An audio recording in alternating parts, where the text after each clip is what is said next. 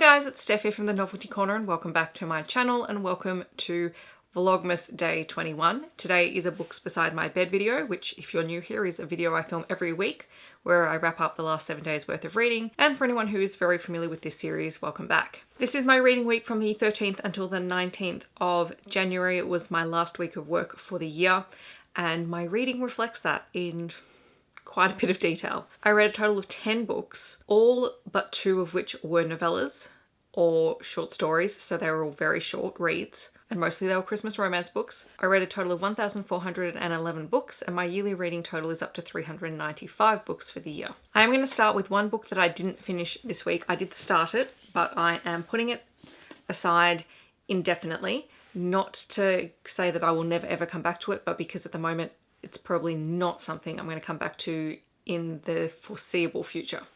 And that was The Tower of the Swallow, which is book 4 in the Witcher saga. And as a result, I am sort of indefinitely tabling the rest of the books in the series. I did get half of the way through it, and I do really like the series. However, the storytelling style is not something that suits my brain at the moment. And I really want to find out what happens to Ciri and Geralt and Yennefer, but for the moment, I think I just need to put it aside, because if I keep trying to force myself to read it, there's a very good chance that I'll just DNF the series completely and get rid of the books. So for now, I'm breaking my own book haul revisited rule and putting aside these books. These were the last books that I had to read from my 2020 TBR. I'm really hopeful that when we get season 2 of The Witcher on Netflix, that I'll be inspired to continue the series. So I'm just going to hold on to them for now and put them aside. I read one young adult book this week, and that was Starsight by Brandon Sanderson. This is the second book in his Skyward series, which is his young adult science fiction series. This was published in 2019 and I gave it 3.5 out of 5 stars. Being a sequel, it's kind of difficult to go into huge amounts of the plot of the second book. However, our main character is Spencer. She has spent her life dreaming of being a pilot, and in the first book we find out that she was never really accepted because of the actions of her father, and that really tainted her family's standing within the society that she lives in. And in the second book, she's finally achieved that dream. She's a pilot, she's defending her planet from the aliens that want to keep the humans captive on said planet, and in this book she has to learn how to be a spy as she infiltrates the aliens training flight school thing. There are things that I really like in this series. For example, M-Bot, which is the talking fighter ship that Spencer has. I really like it because it gets all of the best lines in this series. And I liked some of the other side characters in the story, and I enjoy the concept of the series. However, this book felt like a complete repeat of the first book, just in a different setting, because we're back to Spencer training for something, and I just wish there'd been something else. We get more world building, we get all of that, and we sort of begin to see why things are the way they are, but surely we could have done that without repeating the plot of the first book. I was disappointed in this. I probably won't continue the series. I'm just not convinced it's going to get better from here. So now we're going to talk about all of the ridiculous romance novellas that I read in the last 7 days. Alright, so the first book that I read was The Christmas Elf's Lover by Twyla Chewson. This is a 2016 release that I gave 3 stars. It is a male-male Christmas paranormal romance story and follows Drew, who at the start of the book comes home hungover to find his sister-in-law and his niece waiting on his doorstep because he'd promised to babysit his niece. Now, his niece is utterly adorable and I love her. She's tiny and she decides that she's going to write letters to Santa, and so she forces her Uncle Drew to write letters to Santa as well, and he writes a very snarky letter that implies that he'd like to have sex. And he doesn't show his niece, but he plays along, writes a letter and gives it to her and doesn't think that anything's going to happen with the letter. And then he gets a letter back from Chris. Now, Chris may or may not be one of Santa's elves and or a forgotten pagan god.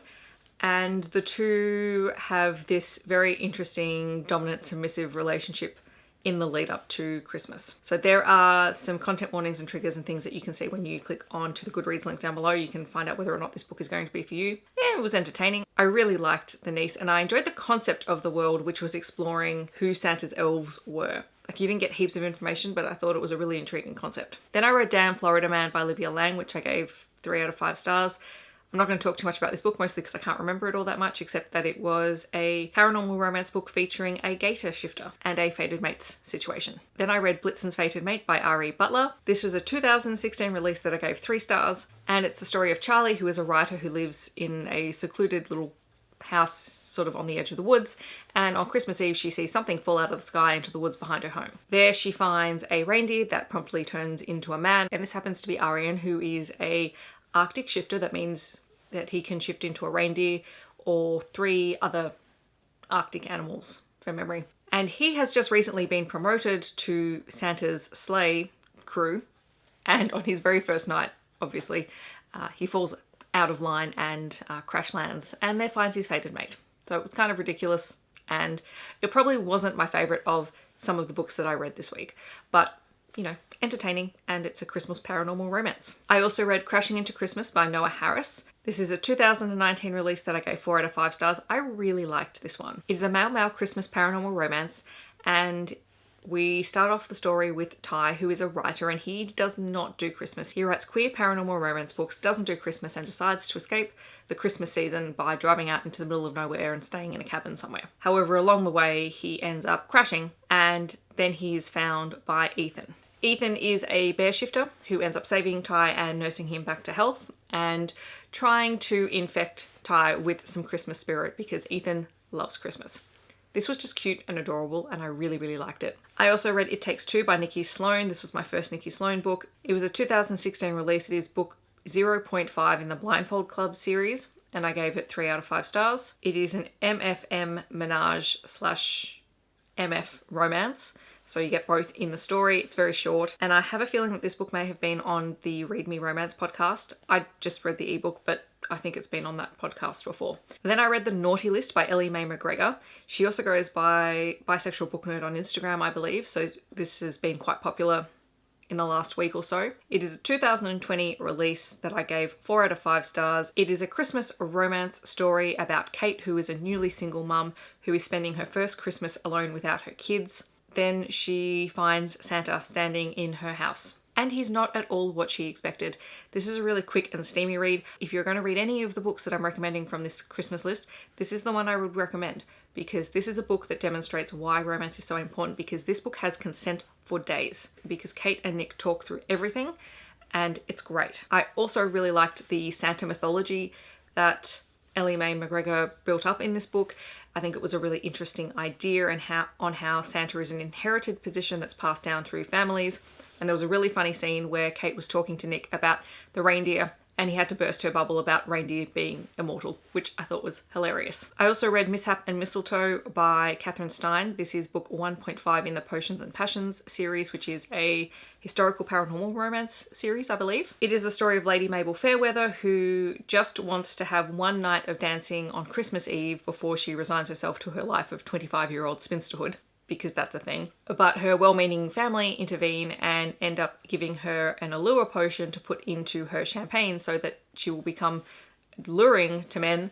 I mean, that's problematic in and of itself. This backfires spectacularly, and she has to be rescued by her friend Andrew Holbrook, who has loved her for years and has never had the means to marry a duke's daughter. But now he is independently wealthy and is preparing to ask for her hand, only all of this stuff happens on the night of Christmas Eve. So this is a friends to lovers story, and it was fine. Again, not one of my favourite ones from the week. I also read Christmas on Peachtree Lane by Jules Bennett. This was a NetGalley arc that I had. It is a 2020 release that I gave 4 out of 5 stars. It is about Violet, who is an event planner extraordinaire, and she lives in the town of Peach Grove, where she coordinates the Tinsel Tour, which is an annual Christmas tour that raises money for local community events. All of the local big houses end up decorated and become part of this tour, and they have sort of like an open house where people can come in and look at the decorations, and each house has a theme.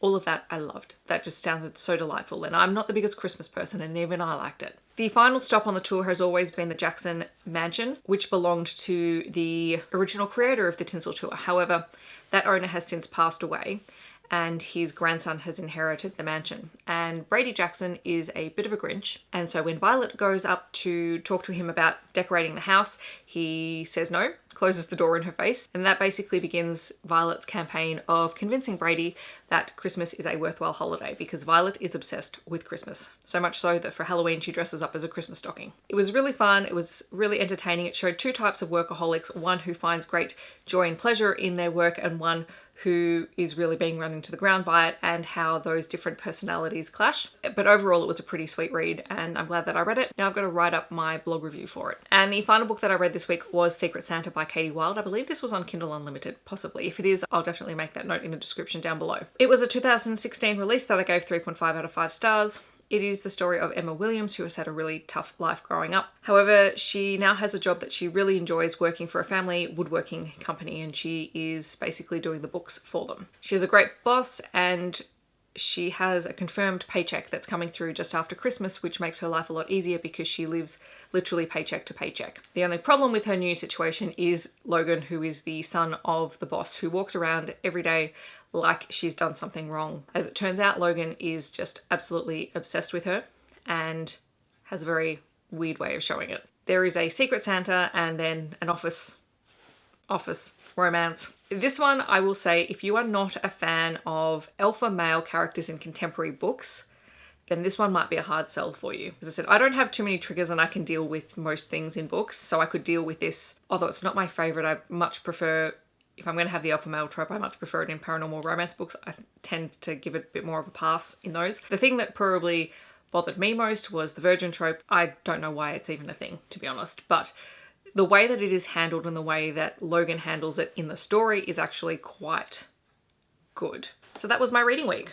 I wish I could say that I was going to stop reading Christmas romance books, but basically that's the goal for this week. Editing Steph here, because I totally forgot to do my shout out for today, which is probably just because I'm really tired and it was at the very bottom of my notes. So today's shout out is Bethany from Beautifully Bookish Bethany, who is a fantastic YouTuber who I've been watching for probably most of 2020. And she does talk a lot about romance books, but she also talks about science fiction and fantasy and some young adult books. And she's one of the channels that I follow that I feel not necessarily aligns with the things that I do read, but with similar tastes, in that she doesn't just specifically focus on one genre, she reads across genres. And, you know, I love anyone who reads sci-fi and romance because those are two of my favorite things. But she's just great. I absolutely adore her. I will leave her link down below so that you can check her out if you haven't already. But yes, back to past Steph. In the comments below, let me know what you have been reading in the last week or so. I would love to hear what has been keeping you entertained in your reading life. I hope that wherever you are in the world, you are staying safe and healthy, and I will see you tomorrow in my next video. Thanks so much for watching. Bye everyone.